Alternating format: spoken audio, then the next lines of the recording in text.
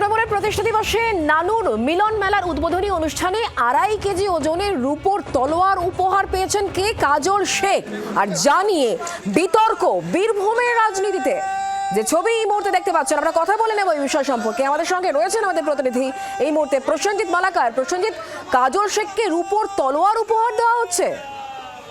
দেখো, একেবারেই তাই। এবং বীরভূম জেলার রাজনীতিতে এই ছবি কিন্তু পূর্বতন সময়ে বারবার দেখা গেছে। নানান রূপোর জিনিস উপহার, কখনো মুকুট, কখনো বা দেখা গেছে অনেক কিছু বিভিন্ন তৃণমূলের যে পতাকা, সেটা বিভিন্ন কিছু কিন্তু উপহার দিতে পূর্বতন সময়ে দেখা গেছে। সে আবারও ঘটনার পুনরাবৃত্তি।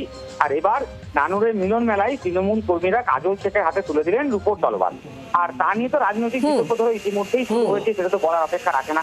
কারণ তুমি জানো যে বীরভূম জেলার রাজনীতিতে বারবার একদমই বিরোধীরা আর এই রূপোর তলোয়ার উপহারের কিন্তু নয়া মাত্রা যোগ করলো, বোঝা যাচ্ছে। তুমি নজর রাখো। ধন্যবাদ।